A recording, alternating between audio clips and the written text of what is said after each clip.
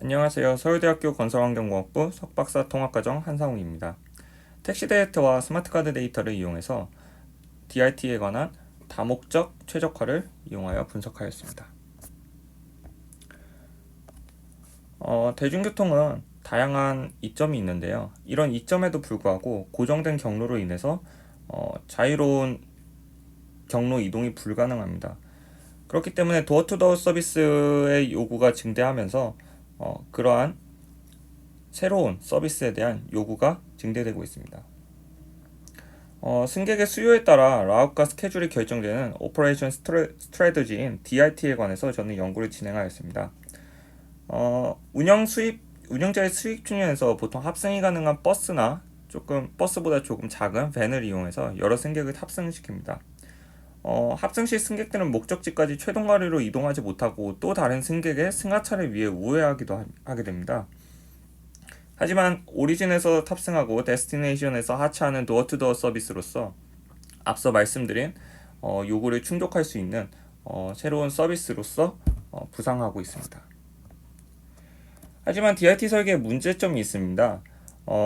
상충되는 목적을 갖고 있는 스테이크홀더가 있는데요. 우선 시간에 따라서 리퀘스트가 새롭게 등록되고 이를 바탕으로 운영자는 새롭게 라웃을 결정하고 승객의 승차 또는 하차를 위해서 우회하기도 합니다. 장래 리퀘스트는 알 수가 없기 때문에 차량의 미래에 어떤 경로로 이동될지 알 수가 없어서 승객들은 운영자가 지정한 최대 지연 시간이란 개념만 알고 있습니다. 따라서 운영자는 수익 극대화를 위해서 최대한 많은 승객을 태우려고 하지만 승객은 통행 시간을 줄이기 위해서 적은 승객을 태워 우회를 최소화하려고 합니다. 본 연구의 목적은 수익 극대화를 목적으로 하는 운영자와 총 통행 시간을 최소화하는 것을 목적으로 하는 이용자를 모두 고려하는 멀티 오브젝티브 옵티미제이션을 설계해서 다이나믹 DRT 프로블럼을 해결하고자 합니다. 타임스텝에 따라 새롭게 들어오는 리퀘스트를 기반으로 라웃을 갱신하는 다이나믹 프로그램을 수행하였습니다. 또한 모드 초이스 모델을 적용해서 승객들은 DRT와 대중교통 중 탑승 여부를 선택하게 됩니다. 현 타임스텝에서 운영되는 전체 비이클의 라웃을 결정 기반으로 삼고 각 비이클의 라웃을 조합하는 커미네터리 옵티미제이션을 적용해서 문제를 해결하였습니다. 커미네터리 옵티미제이션은 NP 하드 문제로 알려져 있고 멀티 오브젝티브 옵티미제이션에 맞는 휴리스틱 알고리즘 중 NSGA2를 이용하였습니다. 저의 모델에 대한 케이스 스터디는 인천시의 일부를 대상으로 분석을 하였고요. 그에 사용된 데이터는 택시 데이터와 스마트카드 데이터입니다. 택시 데이터 같은 경우 승객의 승하차 지점에 대한 정보를 추출하였고요. 이는 승객의 승하차 지점이 어느 정도 대중교통보다는 택시 데이터가 더 근접할 거라는 가정에서 유도되었습니다. 스마트카드 데이터는 정류장의 위치 정보 및 통행 시간을 추출하여서 모드 초이스 모델에 적용하였습니다. DRT에 관련된 연구는 다양하게 진행이 되었는데요. 우선 다이나믹하게 진행된 연구도 있고, 이제 스태틱하게 또는 이제 partially dynamic하게 연구가 되었습니다. 또 다양한 목적들에 의해서 DRT가 연구가 되었습니다. 방법론을 설명하기 전에 problem definition을 먼저 설명을 드리겠습니다. 먼저 travel time에 대한 각 수단에 대한 travel time을 설명을 드리자면 첫 번째로 DRT에 관한 travel time입니다. 우선 DRT, 즉 차량이 오기 전까지 승객은 대기를 하겠죠. 그에 대한 waiting time이 있고 승객이 승차를 하면 그때 이제 차내 시간이 있습니다. 도어-투-도어 서비스이기 때문에 access time과 egress time이 없습니다. 하지만 public transit 같은 경우는 access time과 egress time이 추가가 되고 거기에 waiting time과 in-vehicle time도 추가가 되겠습니다. 반면에 이제 individual car, 즉 자가용 같은 경우는 대기 시간과 access time, egress time이 없기 때문에 in-vehicle time만 있습니다. 이어서 이제 구체적인 제 problem definition을 설명을 드리자면 각 타임스텝마다 새로운 리퀘스트들을 발생시키고 이를 각 타임스텝마다 종합해서 경로를 매 순간 업데이트하는 다이나믹 프로그래밍을 적용하였습니다. 도어-투-도어 서비스 구현을 위해 각 승객의 출발지와 도착지 좌표를 기반으로 차량을 이동시켰고요. 각 비이클마다 리퀘스트들을 기반으로 승객 수락 여부를 결정합니다. 리퀘스트 수락 여부를 결정하는 두 가지 제약 조건이 있습니다.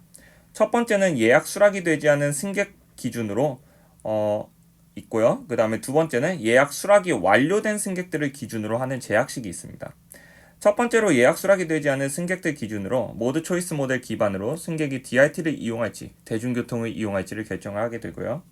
예약이 수락 완료된 승객은 리퀘스트를 수락한다 했을 때 업데이트된 갱신된 라우트에 대해 예약이 완료된 각 승객의 통행 시간과 기존 라우트에서 통행 시간 차이가 일정 기준 이하로 늘어나도록 설정을 합니다. 통행 시간 차이가 매우 크게 늘어날 수 있기 때문에 이런 제약식을 설정을 한 것이고요. 이 상한값을 최대 지연 시간이라고 정의하였습니다.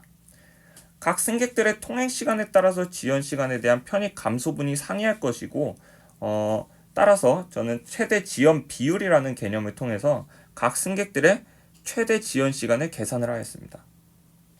예를 들어서 10분 통행하는 승객과 30분 통행하는 승객에 대해 지연 시간이 10분으로 늘어날 때 편익 감소분은 차이가 크게 될 것입니다. 따라서 각 승객들의 통행 시간에 따라 최대 지연이 다를 수 있기 때문에 저는 최대 지연 비율이라는 개념을 적용을 하였습니다. 자, 그러고 승객 편익 저하를 고려하여 한 번 수락한 리퀘스트는 리젝하지 않는다는 가정을 하였고요.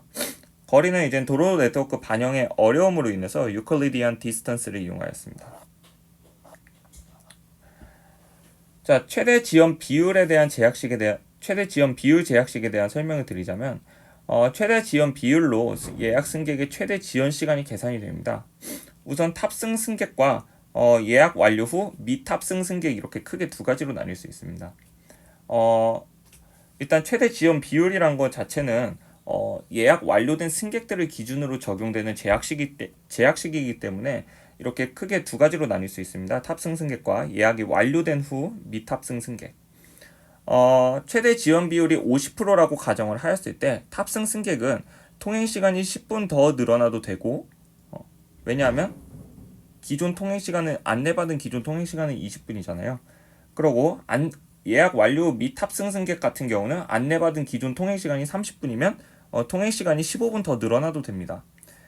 그렇다면 이제 우회로 인한 통행 시간 증가분의 상한값인 최대 지연 시간은 여기에 최소값인 10분으로 설정이 되게 됩니다. 자, 이젠 DRT 요금 체계에 대해서 설명을 드리겠습니다. DRT 요금 체계는 인천시 시범 사업으로 i모드 요금 체계와 동일하게 적용을 하였습니다. 기본 요금은 대중교통과 같게 1250원으로 설정을 하였고요. 최단거리 기준 7km 초과 시 1km마다 100원씩 요금이 추가되도록 설정하였습니다. DRT 경로 기준이 아닌 최단거리 기준으로 한 이유는 다른 승객 승하차를 위해 우회하게 되면 승객의 통행시간이 증가하여 편익이 감소하게 됩니다. 이렇게 증가된 거리에 요금까지 부과한다면 전반적인 편익이 감소하여 DRT 이용이 급감하게 되겠죠. 그래서 각 출발지와 목적지에 대한 최단거리에 대한 요금을 설정을 하였습니다. 그래서 아래와 같은 예시로 설정이 되겠죠. 자, 구체적인 이제 운영 방식에 대해서 설명을 드리겠습니다. 우선 예약 시 승객들이 제공받는 정보, 대기 시간과 차내 시간, 최대 지연 시간, 요금이 예약 시 승객들이 제공받게 됩니다. 자, 예약 전 승객 같은 경우는 모드 초이스 모델을 적용하게 됩니다. DRT와 대중교통과 비교하여 더 나은 수단을 선택하게 됩니다. 거기에 영향을 미치는 요인은 요금과 차내 시간, 보행 시간, 대기 시간이 들어가겠습니다. 예약 전 승객에게는 이 승객이 예약되었을 때 갱신된 경로에 대한 통행 시간, 즉 대기 시간과 차내 시간이 제공됩니다. 반면에 이제 예약 완료된 후의 승객은 크게 두 가지로 나뉜다고 말씀드렸죠. 탑승 승객과 대기 승객. 자, 최대 지연 비율 제약이 적용이 됩니다. 새로운 예약 수락 후 갱신된 경로가 예약 완료된 각 승객의 승차 시 안내된 통행 시간에 대해 최대 지연 비율 이내의 통행 시간인지 체크를 하게 됩니다. 이런 두 가지 제약 조건을 만족하게 됐을 때 승객을 수락하게 되겠죠. 먼저 왼쪽에 있는 그림을 보셨을 때 n번째 타임 스텝이라고 가정을 하겠습니다. 우선 최대 지연 비율이 크면은 예약 전 승객의 평균 차내 시간과 평균 대기 시간이 늘어 예약 전 승객의 DIT 선택 가능성도 감소하게 됩니다. 예약 완료된 각 승객의 늘어난 통행 시간이 최대 지연 비율 제약식 범위 내에 들어갈 가능성이 높아져서 새로운 승객의 예약 수락률이 높아집니다. 따라서 예약 전 승객에 대한 제약식인 모드 초이스 모델과 예약 완료 후 승객인 최대 지연 비율 제약이 서로 상충된다는 것을 알 수 있습니다.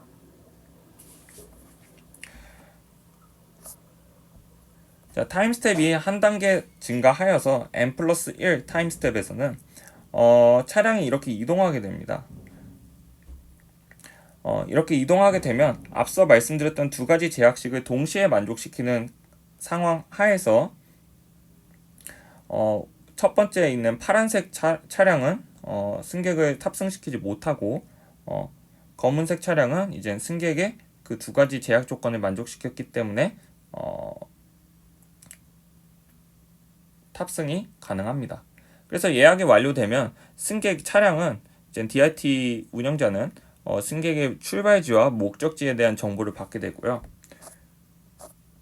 그 정보를 받은 후 그 타임 스텝 한 타임 스텝이 걸려서 이제 차량이 새롭게 라웃이 갱신되게 됩니다. 갱신된 경로로 예약 수락 완료된 승객들의 늘어난 통행 시간은 따로 저장되고요. 따로 저장된 늘어난 통행 시간의 데이터는 이후에 최대 지연 비율 제약식에 적용이 되게 됩니다.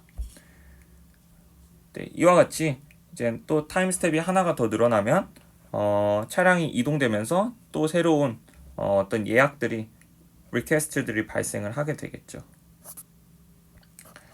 네, 이제 구체적인 저의 모델에 대해서 설명을 드리기 앞서 전반적인 순서도에 대해서 보여드리겠습니다. 이거는 제 연구에서 사용된 패러미터와 그에 대한 설명이고요. 네, 이제 포뮬레이션을 보시면 여기서 이제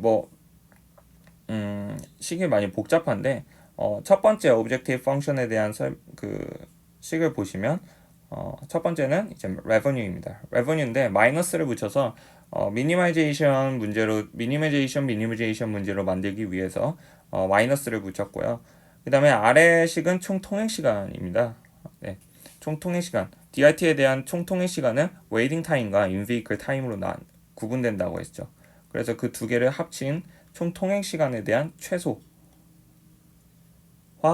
대한 문제를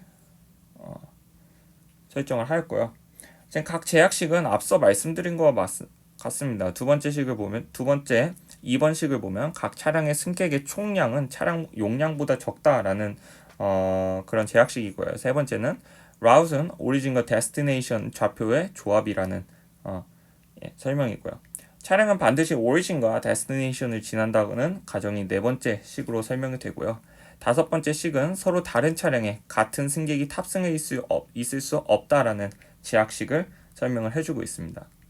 여섯 번째는 승하차 시간은 타임 스텝 중 하나다라는 이제 제약식이 있고요. 7번 같은 경우는 이제 승차가 하차보다 먼저다라는 제약식입니다. 여덟 번째 제약식은 최대 지연 시간 제약 조건입니다. 네, 그 다음에 결정 변수는 route 각 차량에 대한 route의 조합이고요. 그 다음에 그 각 차량에 대한 예약 승객에 대한 조합입니다. 자, NSGA2에 대한 알고리즘에 대한 설명인데 이 부분은 넘어가도록 하겠습니다. 자, 모드 초이스 모델에 대한 설명입니다. 이용자는 DIT와 대중교통 중 어떤 것을 이용할지 선택을 해야 됩니다. 근데 이제 Fixed Route Transit System, 즉 대중교통이죠. 그 다음에 Flexible Route System인 DIT 간에 선택 모형 연구가 적용이 2017년에 되었고요. 그 연구를 기반으로 해서 저는 이제 유틸리티를 계산을 하였습니다. 지연 시간은 대기 시간과 우회로 인한 지연 시간으로 나뉘게 됩니다. Upper bound of reserved passengers delay를 최대 지연 시간으로 정의를 하였고요. 이것의 절반이 평균 지연 시간이 된다고 가정을 하였습니다. 따라서 평균 대기 시간과 우회로 인한 평균 지연 시간은 다음과 같습니다. 맨 왼쪽에 있는 식 같은 경우는 최대 지연 시간의 절반이 평균 지연 시간이다라는 설명이고요. 이런 평균 대기 시간과 우회로 인한 평균 평균 지연 시간은 대기 시간과 in-vehicle 타임이 늘어날 수 있기 때문에 이거의 각각의 절반이 waiting 타임과 in-vehicle 타임에 들어가서 평균 in-vehicle 타임과 평균 대기 시간으로 설정을 하였습니다. 자, 그렇게 해서 cost, in-vehicle time, waiting time, 그 다음에 보행 시간 이렇게 요인으로 모드 초이스 모델의 요인으로 팩터로 들어가게 되고요. 이에 대해서 저는 로진 모델을 이용을 하여 가지고 이제 모드 초이스 모델을 적용을 하였습니다. 자, 이제 케이스 스터디입니다. 저의 이제 네트워크는 앞서 설명드렸던 바와 같이 인천시 일부를 대상으로 분석을 했고요. 인천시 일부의 이제 버스의 배차 간격 평균은 약 6분이고 인천시를 택한 이유는 거주지, 공항, 상업지구, 그 다음에 해수욕장 등 통행 발생이 많은 지역이 고루 분포가 됩니다.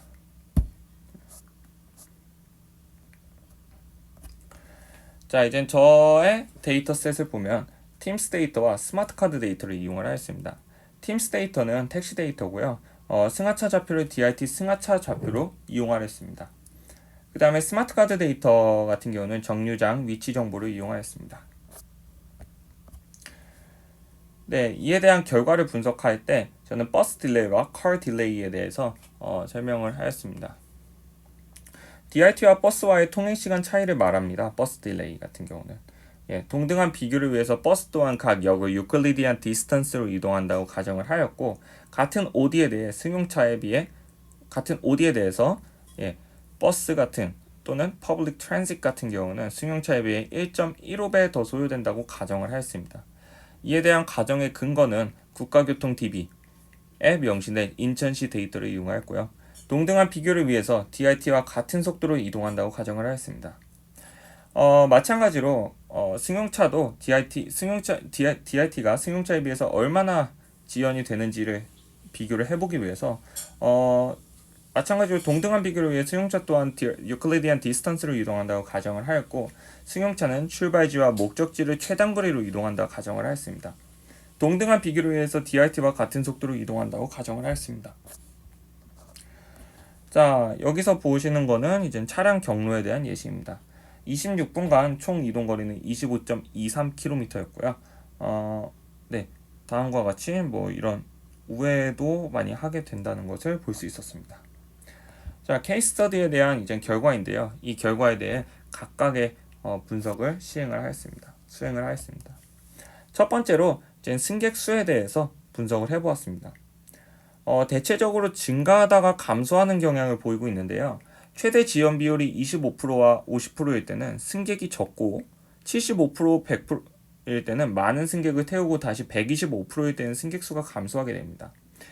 우선 50%에서 75%로 갈 때 지연 비율이 갈 때 승객 수가 급등하는 것을 볼 수 있는데요. 이는 모드 초이스 모델보다 최대 지연 비율이 제역식이 우세한다는 것을 알 수 있습니다.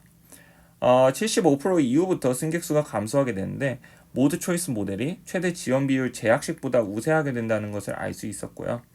25%부터 75%까지의 이제 편차가 작다는 것을 알 수 있는데 이는 최대 지연 비율이 제약식에 의해 예약 수락될 승객의 수가 적기 때문이라는 것을 알 수 있습니다.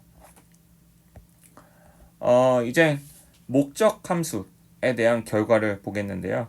저희 목적 함수는 앞서 말씀드렸던 바와 같이 revenue와 total travel time에 대해서 이제 그 결과를 보겠습니다. revenue와 total travel time이 그래프로 보았을 때 대체적으로 감소하는 경향을 보입니다. 최대 지연 비율이 75%인 지점을 제외하면 대체적으로 감소하는 경향을 보이는데요.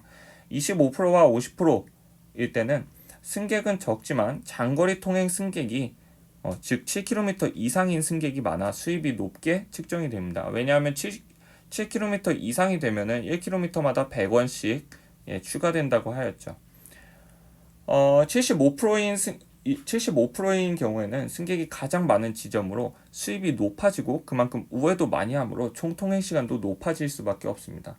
어떻게 우회보다는 승객 수가 더 많아지는 게 어떻게 그 수입이 더 높아지게 되겠죠, 당연히. 한 명당 1,250원이기 때문에.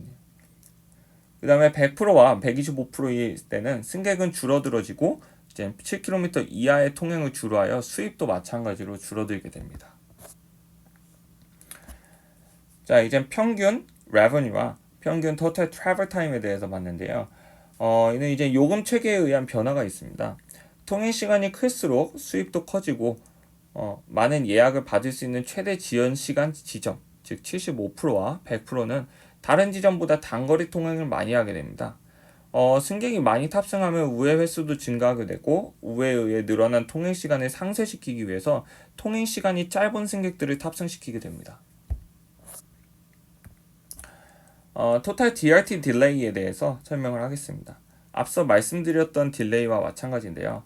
Total DRT Delay Against Public Transportation이라고 되어 있는데 대중교통에 비해서 Total DRT가 얼마나 딜레이가 되는지에 대해 분석을 하였습니다. 왼쪽 하단부에 있는 그래프인데요. 모든 최대 지연 비율에 대해서 DRT 딜레이가 음수가 됩니다. 이는 대중교통에 비해서 DRT가 통행시간 측면에서 우세하게 운영된다는 것을 알 수 있고요. 이렇게 이런 결과가 나온 이유는 이제 모드 초이스 모델 때문이라고 결론이 지어질 수 있습니다.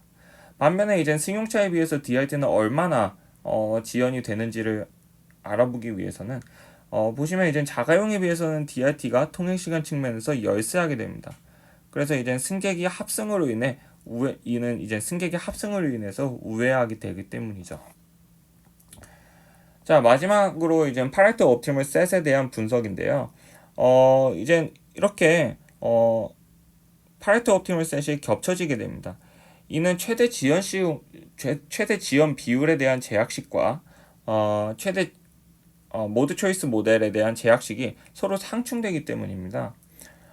그래서 이제 여기 잘 보시면 왼쪽 상단부에 보시면 25%인 지점에서는 25%인 지점이 우세하게 되겠죠. 그 다음에 그 아래는 75%, 그 다음에 50%, 그 다음에 100%, 120% 이렇게 되는데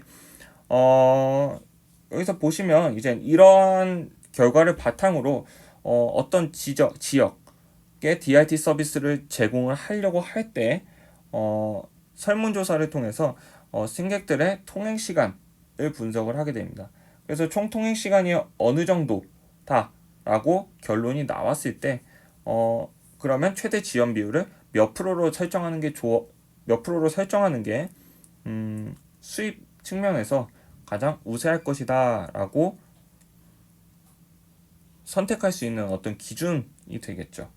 네, 그래서 여기에 대한 이제 함의점을 도출해낼 수 있을 것이라고 보게 됐습니다. 네, 이는 저의 레퍼런스입니다. 지금까지 긴 발표 들어주셔서 감사합니다.